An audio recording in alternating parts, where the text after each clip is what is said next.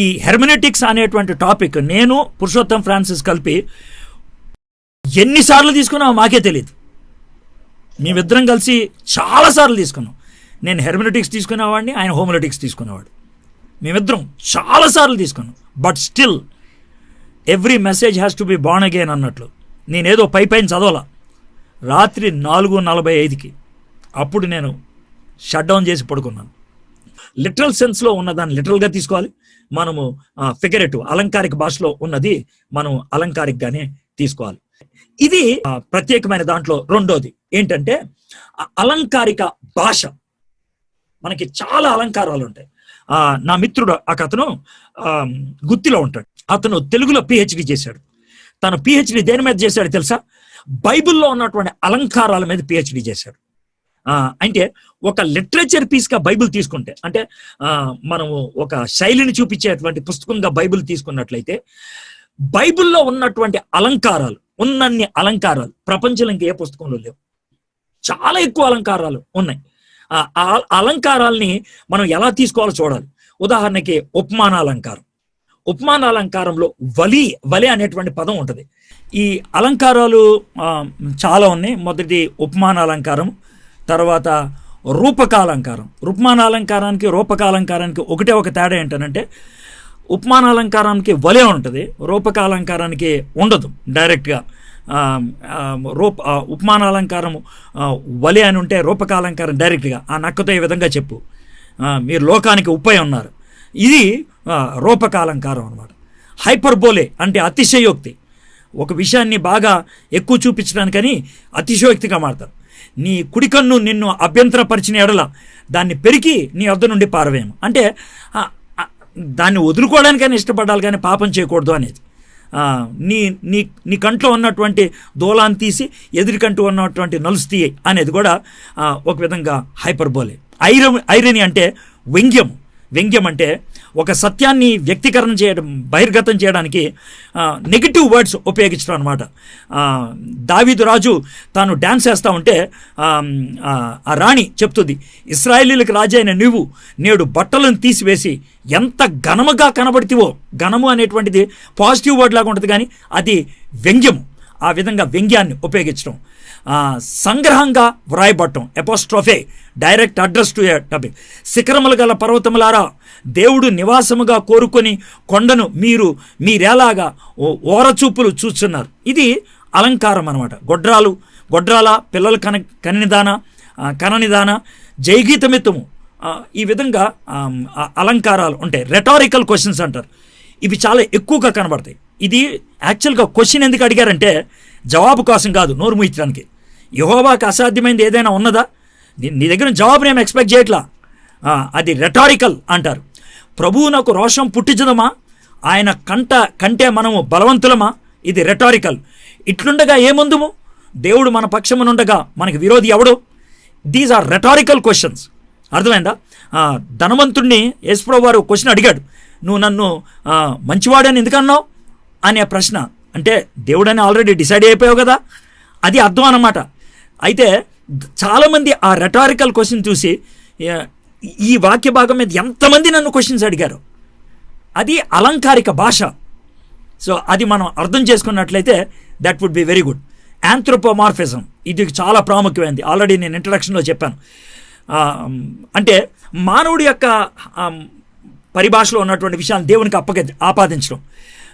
రక్షింపనేరకు ఉండనట్లు యెహోవా హస్తము, దేవుడికి చెయ్యం లేదు. తర్వాత దేవుడు ఓదగా, దేవుడు నోరేం లేదు ఓదడానికి. నీ చేతి పని అందని, దేవుడు ఏమో కొండల గంటల చేతితో తయారు చేయలేదు. తన యథార్థ హృదయములు గల వారిని బలపరచుటకై యెహోవా కనుదృష్టి సెటిలైట్ లాగా చూసేదేం కాదు. దీన్ని యాంథ్రోపోమార్ఫిజం అని అంటూ ఉంటారు. పర్సానిఫికేషన్ అంటే ఏంటంటే కొన్ని వస్తువులకి వాటికి కూడా మనము దాని అంటారు మనుషుల్లాగా ఆపాదించడం. జంతువులు, సముద్రము ఘోషించను, కొండలు చప్పట్లు కొట్టాను, ఇవన్నీ కూడా పర్సానిఫికేషన్. ఒక మాటకి బదులు మరొక మాట చింతనా లోపం అంటారు. దావీదు తాళపు చెవి కలిగి, అంటే దావీదు తాళపు చెవి అనేది ఒక విధంగా ఆడి దగ్గర ఉందిరా కీ అని అంటాం. దావీదు అంటే ఇశ్రాయేల్ యొక్క అధికారం అనేది. సో ఇవి ఇంట్రాగేషన్, వాళ్ళని ప్రశ్నించి ఆ ప్రశ్నల ద్వారా జవాబుని పొందడానికని ఒక అలంకారిక భాషగా వాడతాం అనేది. సో ఇవి ఇంటర్ప్రిటేషన్. అయితే ఫైనల్గా అప్లికేషన్ 2 రూల్స్ మీద ప్రాముఖ్యంగా నడుస్తుంది అన్నమాట. వాక్య భాగంలో సన్నివేశము, సందర్భం మన స్థితిగతులకు ఏకీభవిస్తుంటే అక్కడ వారికి దేవుని వాక్యం ఏమవుతుందో మనకు కూడా అదే అవుతుంది. ఇది మొదటిది. రెండోది ఏంటంటే వాక్య భాగంలోని సందర్భంతో మన స్థితిగతులు ఏకీవించకపోతే అక్కడ నిఘా లేకపోతే నిగూఢంగా ఉన్న సూత్రాన్ని వెతకాలి, దాన్ని సంబంధిత సందర్భంలో జీవితానికి అన్వయించుకోవాలి. మొదటి దాంట్లో అయితే కనుక ఉన్నదన్నట్లుగా తీసుకోవాలి. రెండో దాంట్లో ప్రిన్సిపల్ తీసుకోవడానికి ప్రయత్నం చేయాలి. మీకు చిన్నగా ఎగ్జాంపుల్ చెప్తాను. కాబట్టి భోజన పదార్థం వలన నా సహోదరునికి అభ్యంతరం కలిగిన ఎడల నా సహోదరునికి అభ్యంతరం కలుగు చేయకుండాటకై నేను ఎన్నటికీ మాంసం తినను. అంటే ఇద్దరు విశ్వాసుల్లో ఒక ఆయన చాలా మెచ్యూర్డ్, ఇంకో ఆయన అంత కాదు. ఈ అంత కాని వ్యక్తికి నీలో కొన్ని విషయాలు బాధగా ఉన్నాయి అనుకోండి, కష్టంగా ఉన్నాయి అనుకోండి, వాడి కోసం వాడి విశ్వాసంలో ఎదగడానికని పాపం చేయమని అడగట్లా, నువ్వు వాటిని పాటించకుండా ఉంటాం. అంటే ఉదాహరణగా మాంసం తినటం మానేయటం ఇలాంటివి అన్నమాట. సో ఎందుకనంటే బలహీనమైనటువంటి వ్యక్తి కోసం చేసేటువంటి పని. సో సూత్రాన్ని మనము అక్కడ ఆపాదించుకోవడానికి ప్రయత్నం చేయాలి. సో దీంట్లో నేను కొన్ని సింపుల్గా రాశాను. ఓకే, ఇది కూడా నేను లివింగ్ బై ద బుక్ అనే దాంట్లోంచి తీసి ట్రాన్స్లేట్ చేశాను. an ఎగ్జాంపుల్ టు ఫాలో, అనుసరించడానికి ఉదాహరణ ఏదైనా ఉందా? ఏ సిన్ టు కన్ఫెస్, ఒప్పుకోవడానికి పాపం ఏదైనా ఉన్నదా? ఏ ప్రామిస్ టు క్లెయిమ్, స్వతంత్రించుకోవడానికి వాగ్దానం ఏదైనా ఉన్నదా? ఏ ప్రేయర్ టు లర్న్, నేర్చుకోవడానికి ప్రార్థన ఏదైనా ఉన్నదా? ఏ కమాండ్ టు ఒబే, విధేయత చూపించడానికి ఆజ్ఞ ఏదైనా ఉన్నదా? ఏ కండిషన్ టు ఫిల్విల్, నెరవేర్చడానికి షరతు ఏదైనా ఉన్నదా? ఏ వర్స్ టు బై హార్ట్, కంఠస్థం చేయడానికి వాక్యం ఏదైనా ఉన్నదా? ఏ ట్రూత్ టు అండర్స్టాండ్, అర్థం చేసుకోవడానికి అన్వయించుకోవడానికి సత్యం ఏదైనా ఉన్నదా? ఏ ఛాలెంజ్ టు ఫేస్, ఎదుర్కోవడానికి ఏదైనా సవాలు ఉన్నదా? ఈ విధంగా మనము ఈ యొక్క ప్రిన్సిపల్స్ని మనము నేర్చుకోవచ్చు. 4 స్టెప్స్ ఇది చెప్పి నేను I would like to conclude. మనము 4 విషయాలు నేర్చుకుంటాం. 1, తెలుసుకొనుట, వాక్య భాగపు వెలుగులో అర్థం తెలుసుకోవటం. 2, అప్లయింగ్, అన్వయించుకోవటం, సమకాలీన స్థితిగతులకు వర్తించుకోవటం. మెడిటేటింగ్, ధ్యానపూరితంగా పునరావలోకం చేసుకోవటం, అంటే ఆ వాక్యాన్ని పదే పదే ధ్యానం చేసుకొని లోన దాచుకోవటం పాపం చేయకుండానట్లు. ప్రాక్టీసింగ్ అంటే ఆచరణలో పెట్టడానికి ప్రయత్నం చేయటం. These are the 4 things you have to do as an application. Okay, ఇద్దరు చెప్పినటువంటి మాటలు మీతో చెప్పి నేను ముగిస్తాను. A.W. టోజర్ ఏమంటున్నాడంటే, మనం అర్థం చేసుకున్న దాన్ని వర్తింపజేయకపోతే సాతానులాగా ఉంటాం అన్నమాట. మనం అర్థం చేసుకున్న దాన్ని వర్తింపచేయకపోతే సాతానులాగా ఉంటామంట. ఎందుకంటే సాతానుడు ప్రపంచంలో ద గ్రేటెస్ట్ థియోలాజియన్. బైబిల్లో ఉన్నటువంటి ప్రతి విషయం ఆయనకి తెలుసు, కానీ వాడు పాటించడు. ఏం చేస్తే ఏమవుతుందో కూడా వాడికి తెలుసు, కానీ వాడు పాటించడు. మనకి తెలిసి చేయకపోతే మనకి సాతానికి తేడా ఏమి లేదు. If you do not apply what we have understood, we are like devil, because he is better theologian who knows everything and never applies. ఇది హోవర్డ్ హెండ్రిక్స్ రాశాడు. Observation and interpretation without application is like abortion. అన్వయింపు లేకుండా గమనించుట మరియు భాష్యం తెలుసుకొనుట గర్భస్రావం వంటిది అంటాడు. మనం నేర్చుకున్నాం, తెలుసుకున్నాం, కానీ జీవితంలో ఆపాదించకపోతే, అన్వయించుకోకపోతే అది అబార్షన్ చేసినట్లు అవుతుంది. మై ఫ్రెండ్స్, నేను చాలా స్పీడ్గా చెప్పుకుంటూ వెళ్ళాను. It's a huge topic. చాలా మటుకు కట్ చేసుకుంటూ వచ్చాను. అయితే మొత్తం అంశం గురించి కొద్దిగా చెప్పాలనుకున్నాను. ఎన్నీహౌ ఈ నోట్స్ ఇస్తున్నాను కాబట్టి, కాస్త వివరణ ఇచ్చాను కాబట్టి, ఆ నోట్స్ చదువుకుంటూ వెళ్తున్నప్పుడు మీకు ఇంకా బాగా అర్థమవుతుంది అనేటువంటి ఉద్దేశం. థ్యాంక్ యూ వెరీ మచ్ అన్న. ఈ నోట్స్ మీరు ఇచ్చిన ఆ పీపీటీ అంతా చూసినప్పుడు మాకు చాలా ఆశ్చర్యం అనిపించింది. మీరు ఎంత దీని వెనక ఎన్ని తమ్ముడు, రాత్రి నేను 4:45కి పడుకున్నాను, 4:45కి. థ్యాంక్ యూ వెరీ మచ్ అన్న. మా గురించి అంటే తెలియాలని చెప్తున్నాను, ఎందుకంటే దీని వెనకాల చాలా కష్టం ఉంది. బై ది బై, ఈ హెర్మెనెటిక్స్ అనేటువంటి టాపిక్ నేను పురుషోత్తం ఫ్రాన్సిస్ కలిపి ఎన్నిసార్లు తీసుకున్నామో మాకే తెలియదు. మేమిద్దరం కలిసి చాలాసార్లు తీసుకున్నాం. నేను హెర్మెనెటిక్స్ తీసుకునేవాడిని, ఆయన హోమిలెటిక్స్ తీసుకునేవాడు. మేమిద్దరం చాలాసార్లు తీసుకున్నాం. But still every message has to be born again అన్నట్లు. నేనేదో పైన చదవాలా, రాత్రి 4:45కి అప్పుడు నేను షట్ డౌన్ చేసి పడుకున్నాను. ఇది మీరు ఏలియా ఎలీషా వాళ్ళిద్దరు విషయంలో మాట్లాడుతున్నప్పుడు వాళ్ళు చేసింది సేమ్ అని మీరు అన్నారు కదా. కొంతమంది కొన్ని ఆధారాలతో సహా అతను చేసిన దానికంటే ఇతను 2 అంతలు ఎక్కువ అద్భుతాలు చేశాడు అని పెడుతున్నారు. అడుగుమని అడుగుతున్నారు. అంటే సేమ్ అని అన్నప్పుడు నా ఉద్దేశంలో నెంబర్ కాదమ్మా. I'm not speaking about the number. Same అని అన్నప్పుడు ఆయన ఎలాంటి అద్భుతాలు చేశాడో ఈయన కూడా అలాంటి అద్భుతాలే చేశాడు. ఆయన యోర్దాను నదిని పాయలు చేశాడు, ఈయన కూడా యోర్దాను నదిని పాయలు చేశాడు. అర్థమైందా? ఆయన ఒక వ్యక్తి చనిపోయిన వ్యక్తిని పైకి లేపాడు, ఈయన కూడా అదే పని చేశాడు. అర్థమైందా? సో నా ఉద్దేశం ఏంటంటే సేమ్ ఆయన ఆయన ఆయన తదనంతరంలాగా ఆ యొక్క శక్తిని లేకపోతే ఆ యొక్క అభిషేకాన్ని ఈయనకి అందించడం జరిగింది. లెక్క ప్రకారం అయితే ఎలీషా దగ్గర నుంచి గెహాజీ దగ్గరికి వెళ్ళాలి. అయితే ఆ గెహాజీ చేసినటువంటి దుర్మార్గ పనికి అక్కడ కట్ అయిపోయింది. అది తదనంతరం అనే దానికి అర్థం అనమాట. ఓకే అన్న. గుడ్ సమరిటన్ గురించి మీరు రాంగ్ ఇంటర్ప్రిటేషన్ ఎక్స్ప్లెయిన్ చేసినారు కదా, రైట్ ఇంటర్ప్రిటేషన్ కావాలన్నాడు. రైట్ ఇంటర్ప్రిటేషన్ సెట్టింగ్ ఏంటనంటే నా పొరుగువాడు ఎవరు అని అడిగాడు అతను. అది సెట్టింగ్. నేను ఇందాక చెప్పాను కదా 3 ఉంటాయని. దానికి యేసు ప్రభు వారు ఒక స్టోరీ చెప్పాడు. ఆ స్టోరీలో ఆయన ఉపయోగించినటువంటి క్యారెక్టర్స్ మనం చూసినట్లయితే పడిపోయినోడు యూదుడిని భద్రశత్రువులాగా చూసేది సమరయుడు. అయినప్పటికీ వాడు వెళ్ళి పడిపోయినోడు ఎవడైతే నాకే ఆడికి నేను సహాయం చేయాలి అని వెళ్ళి సహాయం చేశాడు. ఇది పరిస్థితి. యేసు ప్రభు వారు ఈ కథంతా చెప్పడం ద్వారా ఆయన నేర్పించాలనుకున్నటువంటి సూక్తి ఏంటనంటే, నీ పొరుగువాడు ఎవడు అని అన్నావు కదా, అవసరతలో ఉన్నటువంటి వాడు ఎవడైనా సరే నీ పొరుగువాడే, ఇబ్బందులో ఉన్నటువంటి ఎవడైనా సరే నీ పొరుగువాడే. అది సేయింగ్. సరే, నేను ఇందాక ఇచ్చినటువంటి ఉదాహరణలో ఆ 3 విషయాలు, దెర్ ఈజ్ ఎ సెట్టింగ్, ఒక క్వశ్చన్ అడిగాడు, దెర్ ఈజ్ ఎ స్టోరీ, మంచి సమరేడు కథ, దాని వెనకాల ఒక సూక్తి ఏంటి అని అంటే అవసరతలో ఉన్న వాడికి సహాయం చేయాలి. అది. అలాగే 10 virgins అంటే 10 మంది కన్యకల గురించి ఆల్రెడీ నేను చెప్పాను. ఏంటనంటే అక్కడ దాంట్లో ఒకటే వాచ్ఫుల్నెస్, దేవుని యొక్క రాకడ కోసం సిద్ధపాటు, ఎదురు చూడటం. అదొకటే మనం నేర్చుకోవాల్సింది. నూనె అంటే ఇది, ఒత్తు అంటే ఇది, దివిటి అంటే ఇది, తెల్లబట్టలు అంటే ఇవి, అందుట్లో దాంట్లో ఏమి సంబంధం లేవు. దాంట్లో ఒకటే విషయం. తర్వాత ఈ అన్యాయస్తుడైన గృహనిర్వాహకుడు, లూకాసు 16వ అధ్యాయం 1-9, అన్యాయస్తుడైన గృహ నిర్వాహకుని ఆ యజమాని ఎలా మెచ్చుకున్నాడు? దాంట్లో ఒక విషయం ఒక స్టోరీలో మనం కొన్ని స్టోరీలు చదివినప్పుడు ఇంత అన్యాయమైనటువంటి విషయం చెప్పారేంట అని అనుకోవచ్చు.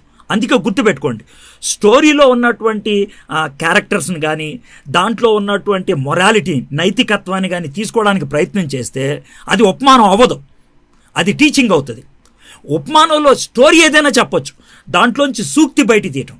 యేసుప్రభు వారు ఆ కథ చెప్పటంలో ఒక సూక్తి బయట తీసుకొచ్చింది ఏంటంటే, బీ స్మార్ట్, తెలివిగా ఉండు, బీ స్మార్ట్. అది దాంట్లో ఉన్నటువంటి సూక్తి. అందుకే మీకు చాలా స్పష్టంగా చెప్పాను, ఎనీ ప్యారబుల్ గుర్తుపెట్టుకోండి, సెట్టింగ్ ఉంటుంది, ఒక సందర్భం, దాంట్లో ఒక స్టోరీ ఉంటుంది. స్టోరీలో మొరాలిటీ ఉండదు, ఇది మంచిదా చెడ్డదా, దాంట్లో నైతికత ఉందా లేదా, దాంట్లో జంతువులు ఉండొచ్చు, ఇంకేమైనా ఉండొచ్చు. ఎందుకనంటే ఒక చిన్న మాట చెప్తున్నాను చూడండి. యేసుక్రీస్తు ప్రభు వారు యూదులంతా కూడా ఉన్నప్పుడు, మత నాయకులు ఉన్నప్పుడు మంచి సమరయుడి కథ చెప్పాడు, తప్పిపోయిన కుమారుడి కథ చెప్పాడు.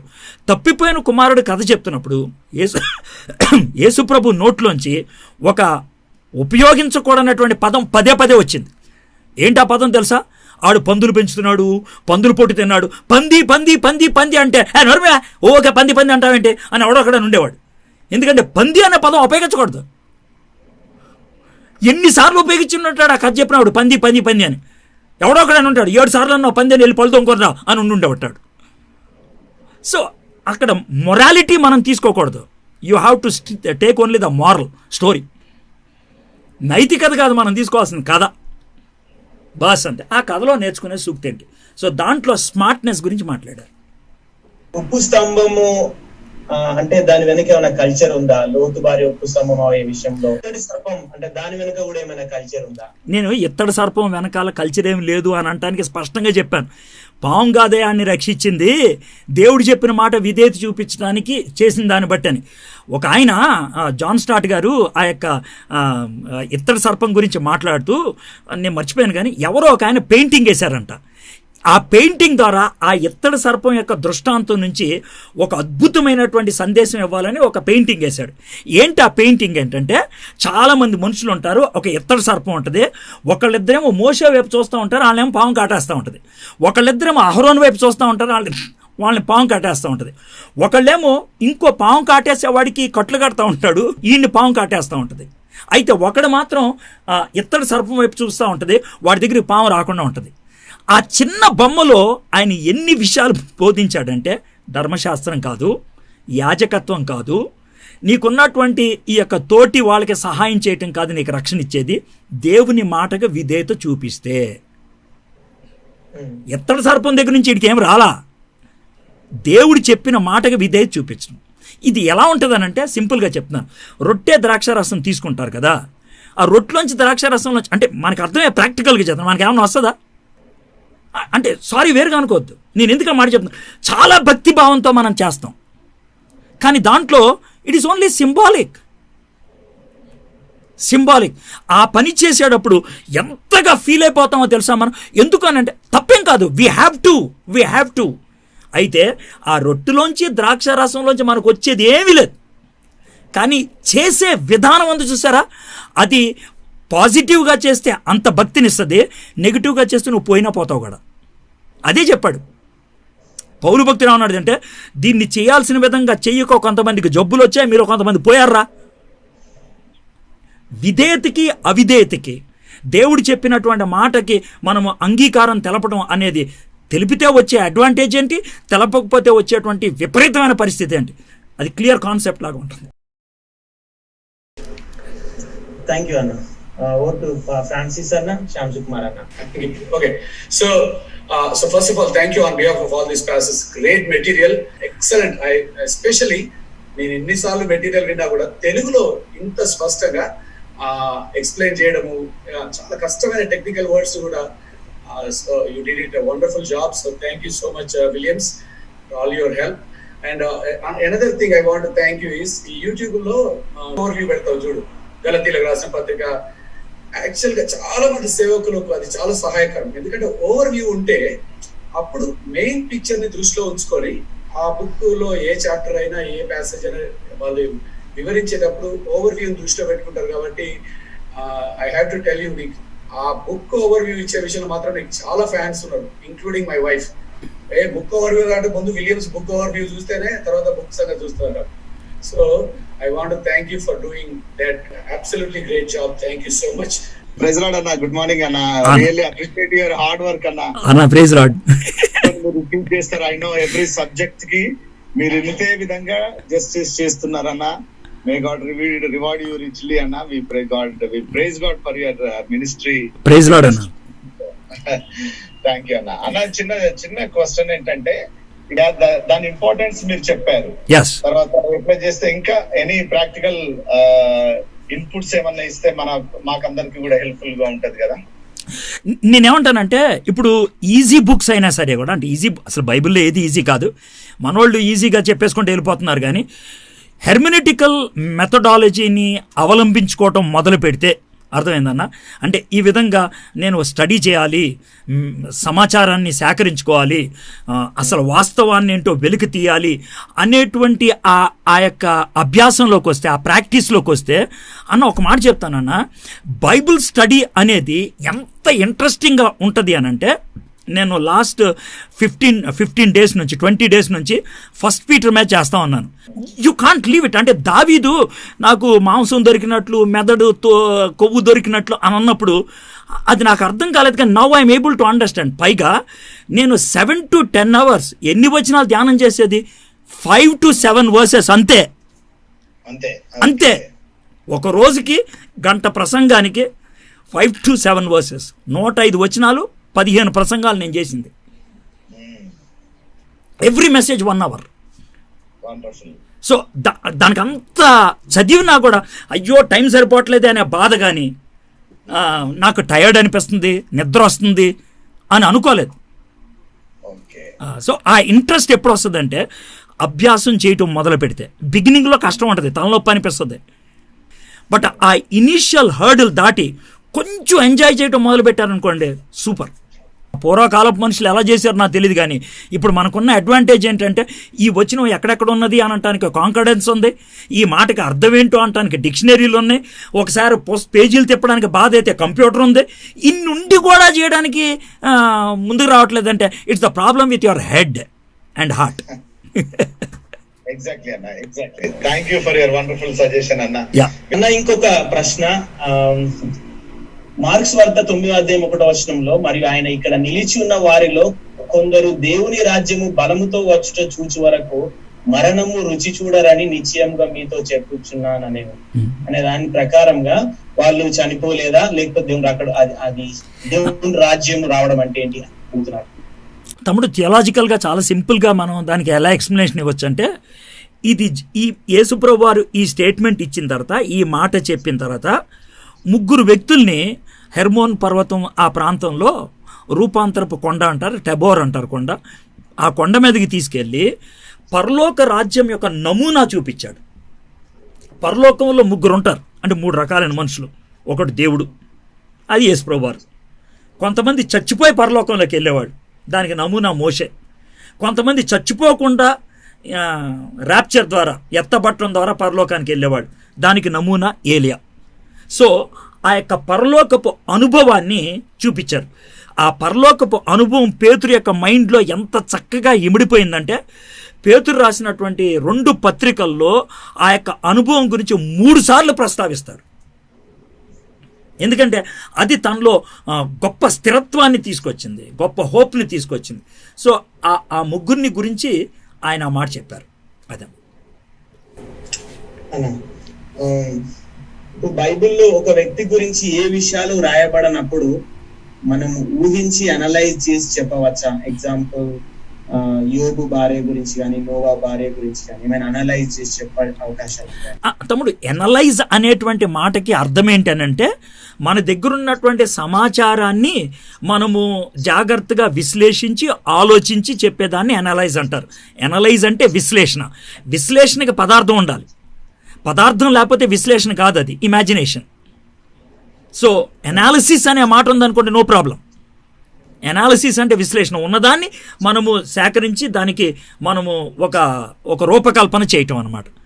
సో కొంతమంది థియోలాజియన్స్ ఏం చేస్తారంటే, బైబిల్లో ఏదో ఫ్యూ వర్సెస్ ఉంటాయి. ఉదాహరణ చెప్తాను, హానోక్ గురించి బైబిల్ మొత్తంలో 7 వచనాలు ఉన్నాయి. 7 అర్థమైందా? అయితే హానోక్ గురించి ఇంత పుస్తకాలు కూడా రాసిన వాళ్ళు ఉన్నారు. ఎలా రాశారు అని అంటే, వాళ్ళంతా ఊహించుకుంటూ రాశారా? లేదు. అయితే వాళ్ళు చేసిన దాంట్లోంచి విశ్లేషణ చేశారు. ఒక చిన్న ఎగ్జాంపుల్ చెప్తాను చూడండి. హానోక్కి 65 ఏళ్ళు వచ్చినప్పుడు దేవుడు తనని పిలిచాడు, లేకపోతే ప్రత్యేకించుకున్నాడు, కొడుకునిచ్చాడు. ఆ తర్వాత 300 సంవత్సరాలు దేవునితో నడిచాడు. అయితే 300 సంవత్సరాలు దేవునితో ఎలా నడిచాడు అని అనటానికి చాలా రకాలైన అర్థాలు తీసుకోవచ్చు. ఒకటి, పిల్లల్ని కంటూ ఉన్నాడు అంటే సంసార జీవితం మామూలుగానే ఉంది. దేవునితో నడవటం అంటే నేను సన్యాసుల్లా కొండ మీద కూర్చుంటానని కాదు. It was a normal life but a special life. ఇది ఎనాలిటికల్గా వస్తుంది అనమాట. ఓకే, సో తర్వాత అసలు హానోక్కి సమాచారం ఎక్కడి నుంచి వచ్చి ఉండాలి? దేవుడైతే డైరెక్ట్గా చెప్పడానికి తర్వాత జరుగుంటుందేమో, కానీ అట్లీస్ట్ ఆ దేవుడి గురించి తెలుసుకోవాలంటే ఎక్కడి నుంచి తెలుసుకొని ఉండాలి? తన పితరుల దగ్గర నుంచి నేర్చుకోవాలి. ఇంకో విషయం ఏంటంటే, హానోకు బతుకున్నప్పుడు ఆదాం కూడా ఉన్నాడు. కాబట్టి ఈ విధంగా నేను ఎనలైజ్ చేసుకోవడం తప్ప, ఆదాం గారు అంటే ఆదాం తాతయ్య అవుతాడు కదా, తాతయ్య దేవుడిని నువ్వు చూసావు అంటే, అవునరా చూశాను రా, అప్పుడు తోటలో వచ్చేవాడు రా అన్నాడు అనుకో, అది అవునా తప్ప? It happen. ఎలా ఉండేవాడు తాతయ్య అంటే, తను చెప్పేవాడేమో నా ఫీలింగ్ ఎలా ఉండేది, నా భావన ఎలా ఉండేది, మేము ఎట్లా మాట్లాడేవాళ్ళం, ఆయనతో ఇట్లా ఉండేవాళ్ళం. He might have shared. తాతయ్య మనవాడికి చెప్పకుండా ఎలా ఉంటాడు? చెప్పుండేవాడు. So they walk together. కొన్ని సంవత్సరాలు ఆదాము హానోకు ఇద్దరు కలిసి నడిచారంటే బతుకున్నారు. సో ఆ ట్రాన్స్ఫర్ అయి ఉండొచ్చా? అయి ఉండొచ్చు. సో ఫస్ట్ హ్యాండ్ ఇన్ఫర్మేషన్ ఆదాంకుంటే, సెకండ్ హ్యాండ్ ఇన్ఫర్మేషన్ హానోక్కుంటే, ఆ ఇన్ఫర్మేషన్ బట్టి దేవుడిని అనుకరిస్తూ ఉన్నప్పుడు దేవుడు దానికి యాడ్ ఆన్ ఇచ్చేసి ప్రవచనాలు ఇవ్వడం మొదలుపెట్టాడు. సో ఇది రాయలేదు, but I'm able to analyse. It's not mere imagination, but building up on the available resources. మనకి దొరికిన దాని మీద నుంచి బిల్డప్ చేయటం. అందుకనే రైట్ థియోలాజియన్స్ ఏమంటారంటే, ఇక్కడ ఉన్న దాన్ని బట్టి ఇది విశ్లేషించవచ్చు, అయితే నేను పర్సనల్గా అనుకునేది ఇది అని కొంతమంది చెప్పొచ్చు. So if you are able to give that headline, ఆ ఫుట్ నోట్, ఇది నా వ్యూ, ఇది నేను అనుకుంటున్నా, you say that. Yeah, thank you అన్న. వారి అంటే ఇప్పుడు మనము ప్రిపేర్ అయ్యే టైంలో, చదివే టైంలో ఏదైనా ప్యాసేజ్ చదువుతున్నప్పుడు వేరే వాళ్ళ యొక్క సమస్యలు గుర్తుకొస్తాయి. వాస్తవంగా ఇది వీళ్ళకి అప్లికేబుల్ అవుతుంది, వాళ్ళకి అప్లికేబుల్ అవుతుంది అనే ఉద్దేశంతో చదివే అవకాశం కూడా ఉంది పాస్టర్స్ గా బైబిల్ చదివేటప్పుడు. సో జాగ్రత్త విషయంలో ఒక మాట. అండ్ రెండవది, ప్రసంగం చేసేటప్పుడు వారి సమస్యలు తెలుసుకొని ఉంటే ఆ సందర్భంలో వాటిని నొక్కి, అంటే వాటిని సంబోధించి కూడా మనం సంబోధించవచ్చు. ఒక విషయం ఏంటంటే, ప్రసంగ శాస్త్రంలో ఈ విషయం గుర్తుపెట్టుకోవాలి. ప్రైవేట్ టీచింగ్ని పబ్లిక్ చేయకూడదు. నువ్వు ఒక వ్యక్తిని తిట్టాలనుకుంటే, నువ్వు పాస్టర్వి అయితే కనుక ఆయన పిలిచి తిట్టేయి. కొట్టాలంటే కానీ గోప మీద కొట్టేయి. ఎందుకంటే కాపరిగా నీకు ఆ స్థానం ఉంది, అజ్జయ్. అంతేగాని పబ్లిక్గా చేయకూడదు. ప్రైవేట్గా చేయాల్సింది ప్రైవేట్గా చేయాలి, పబ్లిక్గా చేయాల్సింది పబ్లిక్గా చేయాలి. అంటే ప్రైవేట్ మురికిని పబ్లిక్ కడుక్కుంటే కనుక ఎంత దరిద్రమో అర్థమైందా? ఒక సంఘస్థుని తిట్టడానికి ఒక పబ్లిక్ ప్లాట్ఫామ్ ఉపయోగించడం అనేది రెండు విధాలుగా దరిద్రం. ఎందుకు రెండు విధాలుగా దరిద్రం అంటే, ఒకటి ఏంటంటే వాడి గురించి కాదు, నీ బతికేంటో బయటపడుతుంది, నెంబర్ 1 ప్రాబ్లం. రెండోది, అది మిగిలిన వాళ్ళకి ఎవరికీ వర్తించదు కాబట్టి ఇట్స్ వేస్ట్ ఆఫ్ టైం. అయితే ఒకటి, పాస్టర్గా లేకపోతే మనం కొంతమంది గ్రూప్స్తో వర్కౌట్ చేసుకున్నప్పుడు ఈ ప్యాసేజ్ చదువుతున్నప్పుడు, తమ్మి ఈ ప్యాసేజ్ నువ్వు చదువుకో, ఇది బాగా వర్తిస్తుంది అని అంటాం తప్పేం కాదు. అది ఎలా ఉంటుందంటే, కోడి తన పిల్లలకు పురుగులు అందించినట్లు తినండి. సో ఈ వాక్యం మీకు బాగుంటుంది, ఈ ప్యాసేజ్ నీకు బాగుంటుంది చెప్పడం తప్పేం లేదు. ఎందుకంటే you know there problem. That should happen in private, not in public. అయితే బాగా ప్రార్థన చేయాల్సిన విషయం ఏంటంటే, దేవుని వాక్యాన్ని మనం వ్యక్తిగతంగా, అందుకే నేను నిన్న విషయం చెప్పాను ఏమనంటే, ప్రతి పాస్టర్కి కూడా ఒక అలవాటు తప్పిపోకుండా ఉండాలి. ఏంటంటే, ఇప్పుడు మౌన ధ్యాన సమయం చేసుకుంటుంది ప్రసంగం చేయడానికి కాదు, ప్రసంగాలు రాసుకోవడానికి కాదు, ఇది నా కోసం. అది మర్చిపోతే ఇక నిన్నెవడు బాగు చేయలేడు. నీకు దండం పెట్టి చెప్తున్నా, నువ్వు అది మర్చిపోతే నిన్నెవ్వడు బాగు చేయలేడు. నీకు సాధారణకి తేడా లేదు. ఏడబ్ల్యూ టోజర్ భాషలో చెప్పాలంటే, నువ్వు ప్రతి వాడికి ప్రసంగం చేస్తావు, నీకు నువ్వు మాత్రం అప్పగించుకోవద్దని. You are equal to devil. ఎప్పుడైతే అనుదిన వాక్య ధ్యానం చేయటం నేర్చుకుంటావు, do you know what happens? చాలా సింపుల్గా చెప్తున్నాను. ఈ అనుదిన వాక్య ధ్యానం చేయటం నేర్చుకుంటావో, అమ్మ పిల్లలకి అన్నం పెట్టడం ఎలా ఉంటుందో అలా ఉంటుంది. నేను నా భార్యను అప్పుడప్పుడు తిడతా ఉంటాను. ఏంటనంటే, అన్నంలో కొంచెం ఉప్పు ఎక్కువ ఉందనుకో, కుక్కకి వేసినట్టు అన్నం వేస్తావే అంటాను. కుక్కకి వేయడానికి మనుషులకి వేయడానికి తేడా ఏంటంటే, మనుషులకి ఎవరికైనా అన్నం వేస్తే ఇది అన్నం బాగుందా లేదో కొంచెం ముద్ద తిని అప్పుడు ఇస్తాం. కుక్కకి పెట్టేది ఎవడని వద్దని ఇస్తాడా? ఎవడో. అమ్మ ఏ కొడుకైనా ఏ కూతురికైనా పెట్టాలనుకున్నా ఇది బాగుంటుందా అని రుచి వస్తుంది. పాస్టర్ గారు ప్రసంగం చేసేటప్పుడు రుచి చూడకుండా చేస్తే ఆడ పాస్టర్ ఎలా అవుతాడు, సంఘస్థులు మనుషులు ఎలా అవుతారు? You need to experience it. అందుకనే every message should be born again and every message should not come from the head, it should come from the heart. చాలామంది హెడ్లోంచి చేస్తారు, హార్ట్లోంచి ఇవ్వాలి. రవి జకరియాస్ గారి యొక్క గొప్పతనం ఏంటి అని అంటే, ఆయనకున్న గొప్ప హెడ్ కాదు, ఆయనకున్న గొప్ప హార్ట్. ఆయన ఎప్పుడు బోధించినా ఆయన గొప్ప తెలివితేటలు ప్రదర్శించినట్లు మనుషులు చూస్తారు కానీ, but I see in him a passion. ఎందుకు అనంటే, అదే ప్రసంగాన్ని 100 సార్లు చెప్పినా కూడా ఆయన ముఖంలో ఇది ఇదివరకు చెప్పింది అనే ఫేస్ కనబడదు ఆయనకి. అది నాకు భలే ఆశ్చర్యం అనిపిస్తుంది. ఎందుకు అని అంటే వెన్ హీఈస్ ప్రీచింగ్, ఆయన ప్రీచ్ చేస్తున్నప్పుడు నేను అనుకుంటాను he must be visualising how this should go there, ఈ వ్యక్తికి ఎలా వెళ్ళాలి, ఈ వ్యక్తికి ఎలా వెళ్ళాలి, హీ మస్ట్ బీ విజువలైజింగ్ ఆయన హార్ట్లో. అందుకనే ఆ ప్యాషన్ని చూపించగలుగుతున్నాడు. పాస్టర్లకి ఆ విధంగా హార్ట్లోంచి వాక్యం చెప్పడం రాకపోతే I don't think it is a preaching, it is a lecture. Lecture వేరు, ప్రీచింగ్ వేరు. సి ఫర్ ఎగ్జాంపుల్ హెర్మెనెటిక్స్ ఉన్నది.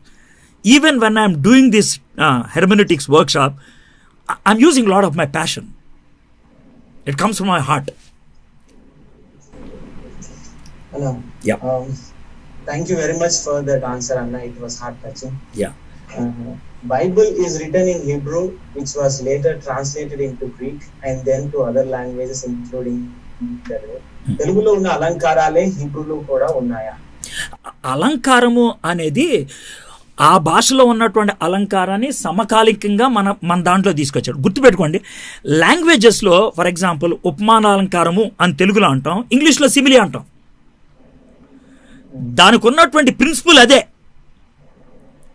ఈ తెలుగులో వలె అని ఉంటుంది, ఇంగ్లీష్లో లైక్ అని ఉంటుంది. అర్థమైంది కదా? సో లాంగ్వేజ్ మారచ్చు, కానీ అలంకారము అదే విధంగా క్యారీ ఫార్వర్డ్ అవుతూ ఉంటుంది. సో హిబ్రూలో ఉన్నటువంటి అలంకారాలు తెలుగులోకి వచ్చాయి.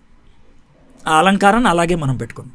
సో అందుకనే హీబ్రూ నుంచి తీసుకొచ్చింది కాబట్టి హీబ్రూ అలంకారాలు కూడా దీంట్లోకి చొప్పించబడ్డాయి. కాబట్టి బైబిల్లో ఉన్నన్ని అలంకారాలు ఇంకా మరి ఏ తెలుగు పుస్తకంలో కూడా లేవు.